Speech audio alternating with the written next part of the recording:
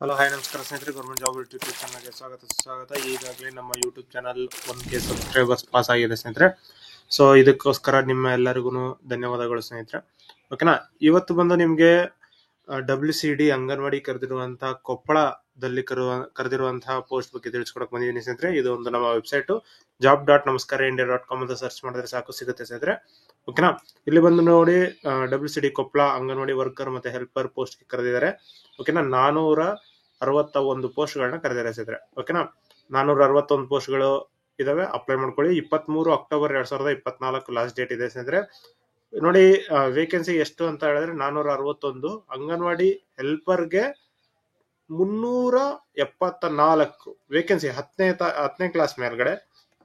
Anganwadi ವರ್ಕರ್ಗೆ 87 vacancy ಕರೆದಿದ್ದಾರೆ ಸ್ನೇಹಿತರೆ. 12ನೇ class ಆಗಿರ್ಬೇಕು. ಓಕೆನಾ, ನೋಡಿ, ಎಜುಕೇಶನ್ ಕ್ವಾಲಿಫಿಕೇಶನ್ 12th ಅಂಗನವಾಡಿ ವರ್ಕರ್ಗೆ, ಅಂದ್ರೆ ಅಂಗನವಾಡಿ ಟೀಚರ್ಗೆ. ಅಂಗನವಾಡಿ ಹೆಲ್ಪರ್ಗೆ ಒಂದು 10ನೇ ಕ್ಲಾಸ್ ಅಡಿಗೆ ಮಾಡೋರು. ಓಕೆನಾ, ಇದು 19ರಿಂದ ಹಿಡಿದು 35 ವರ್ಷದವರೆಗೂ ಏಜ್ ಲಿಮಿಟ್ ಇದೆ. SC ST PWD OBCಗೆ ಯಾವುದೇ ರೀತಿ ಎಲ್ಲಾ ರೀತಿಯ ಏಜ್ ರಿಲ್ಯಾಕ್ಸೇಷನ್ ಇರುತ್ತೆ. ಇದಕ್ಕೆ ಯಾವುದೇ ರೀತಿಯ ಎಕ್ಸಾಮ್ ಇರೋದಿಲ್ಲ. ಓಕೆನಾ ಸ್ನೇಹಿತರೆ, ಡೈರೆಕ್ಟ್ ಆಗಿ ಬಂದು ನೀವು ಅಪ್ಲೈ ಮಾಡಬಹುದಾಗಿರುತ್ತೆ.